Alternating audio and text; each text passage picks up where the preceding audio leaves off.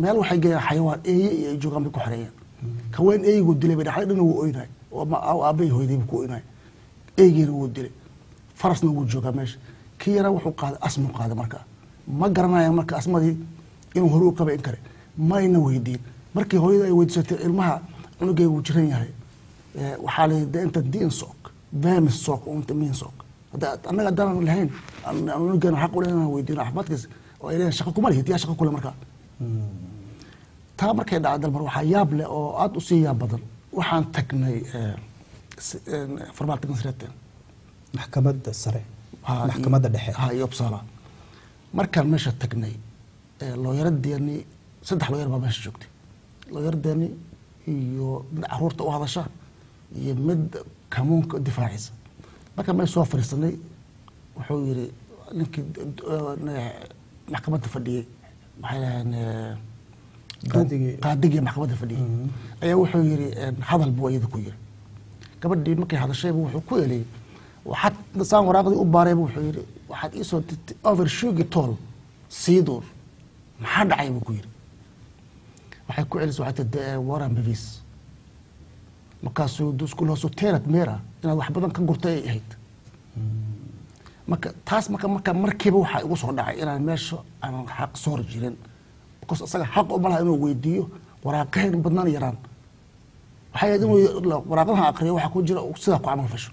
ma uusan sameyn waxa ugu soo dhacay markii inuu go'aansan ay go'aan wada gaareen ma ugu soo dhacay naagta marka ilmaha doo looyarada ay meesha fadhiday ma waxay sidata la block yar wax lagu qortay sidati wax kale ma aysan ku kala salamada naagtiiba wuxuu soo wax kala noo sheegaysa caruurta xagooda may bay tiri kuwi kale uu jeestay wuxuu maxaad noo sheegaysaa wuxuu yiri cunugga 7 jirka ayaa wuxuu na yiri waalidkay baana dila sidaas darteed waxaan u qaadnay noloshooda ayaa qatar ku jirta looyardan waxay ku celisay caruurta kala guri kaga tagteen miyaysan qatar noloshooda ku jirin inta 13 jirka ah iyo sanadka jira miyaysan qatar ahayn isaga wuu aamus marka looyarka koodii wuu aamus at least marka la isku soo wareegay naagtii ilmaha looyardu ahayd ayuu yiri hadal ilmihii ka waran waxay tiri ilmaha ma arkin uma tagin bay tiri laakiin meesha marka xayawaanka ku jira naga ka dooday maalintii guriga noogu yimaado waxay naga qaadan dawooyinka keer u isticmaalay markii waxaan ku ilmahay ma joogi karaa meel xayawaana allergic bay ku yihiin waana artay allergic ku yahay way ka kaxeeyeen meel kale geeyeen marka looyardu waxay ku leedahay markii meesha joogaan la geeyey shugafiira tiim marka baa 4 saac ka baxday ayaan waxaan wacay fuster baa naagtii haysay ayaa iga warbixisay way fiican yihiin way qolof dhacsadeen bay tiri marka waa qof isu dhisha loo geeyay طبعا saan filayaa way qolof dhacsadeen oo xataa dad qolofta ka dhacdo kale ayay noqdeen maxay ugu jeedaa qolofta yani waa idinka nasteen oo kale bay si cunugayga nasan karaan kadib wuxuu su'aalay hooyada iyo aabaha ma weydiisay inay ka baqayaan caruurta weydiinatay kama baqayna bay yiraahdeen hooyada aabaha dumareen sidoo yani ninkii xiraaya ahna sidoo wuxuu ku go'aamiyay in ilmihi la hayo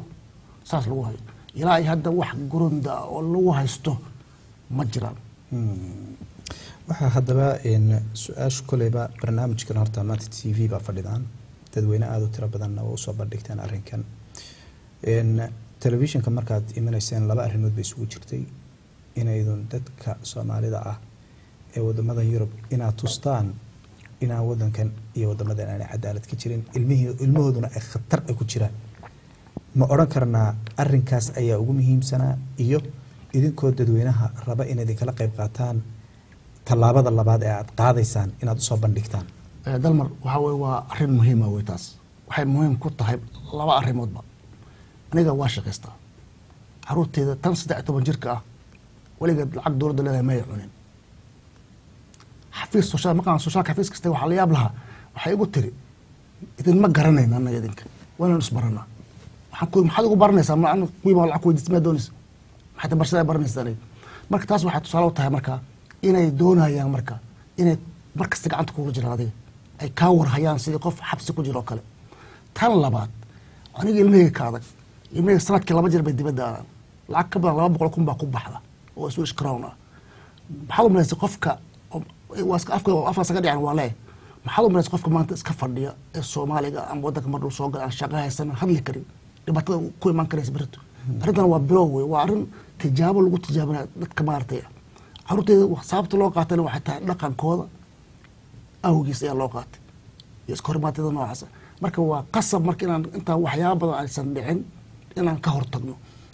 dhinaca kale iyagana waxa aad intii iminka problemkan aad ku jirteen waxaad soo ogaateen in waalidiin fara badan caruurhoodii xataa dad carab ay ku jiraan bal arrintaa iyadana nooga waran wallaahi arrinta la yaab kale aniga arkay laba arrimood oo la yaab leh baan arkay tan ugu weyn waxay nin hadda aan saaxiib ku noqon arrintan saaxiib ku noqonay oo la yiraahdo mukhtaar asalkiisana uu yahay tanzaniyaan laakiin hindi ah soo galay ah ayaa waxaa ku dhacday 3 gabdhood oo yaryar baa laga qaaday sanad ka hor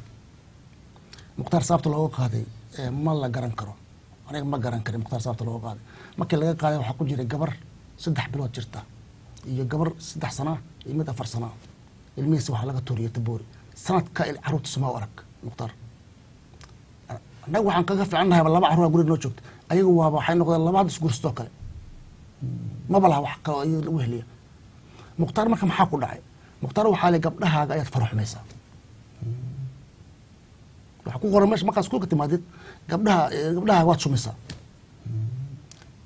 saasaan kaaga shekin waa caruurta aniga sida cabtida hooyada joogtay mase caruur 4 jir aniga alaa waxaa tii aan kaloo lagu sameeyay dacwadii waa la baaray gabdhihii waa la baaray booliiska la geeyey booliiskii waxay yiraahdeen oo khildiga waa ninkan waa dambi ma wax dambi u leeyahay mala yani wax u sameey ma jiraan dacwadii way socotay maxkamadda markaa joogtay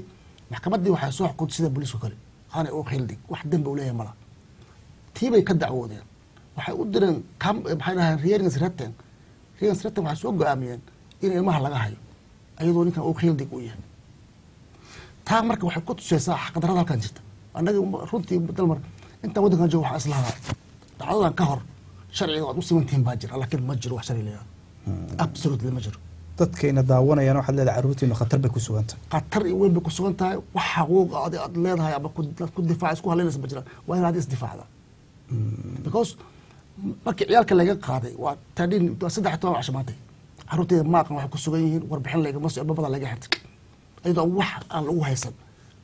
shalayta ay soo waceen maxkamaddii ay jebiyeen weli maxkamaddu waxay inay 4 week haystaan way jebiyeen waxaa la yidhi noo imaataa nasta salaasada dambe aad ilmaha la kulmaysa maxaa keen inay jebiyaan waxay ku jiraan process aysan ka bixi karin ay marka hore qalad kusoo galeen marka qof kasta oo waalida waddankan jooga ama raba inuu waalid noqdo waxaa waajib ku ah inuu ka hortago intaysan arrinta ka sii fogaan marka aamina maxaa qorshihiinu iminka uu yahay ee aydan ku tala jirtaan iminka dowladdii waxa weye maxkamad baad u dacwooteen niyadiinu aad bay u xun tahay caruurtiinu way idinka maqan tahay weliba xayiraad baa laydin saaray la leeyahay caruurtiini ma arki kartaan hooyaa tahay walow dee iimaankii islaamnimaduna ay meesha ay ku jirto oo qofku uu diin mar haddii iimaan leenahay ay u isdejinayo qofku oo dee ay tahay arrin naxdin leh maxaa markaa iminka qorshihiina dad badan baa ina daawanaya maxaydun hadda qorshe ku tala jirtaan horta qorshe waxaan ku tala jirnaa inaa horta waxaan rabaa hooyooyinka Soomaaliyeed meel kasta joogaan yaani soo dhan aniga sheekadan horta iguma dhicin qof kale ku dhacday waxaan rabaa hooyo kasta sidii lagu soo gali lahaa inay aad u fududahay weligii ilaahay intaan Suudaan joogay ismaan lahayn dawlad baa wax ka soo gali doontaan ilaa caruurtaadii maanta laga qaatay taa waxaan ogsoonahay hooyooyin badani saan maanta u hadlayo inaanay afkii aqoonin u hadli karin tan maanta markaa raba waxay tahay mudaharaad bala qaabanaya insha Allah aydun familigan qaban qaabinaysaan ha familigu maaha iyo wadaadaha ayaa ku jira idinka iyo taageerayaashiina anaga taageerayaasheeda sax ayaa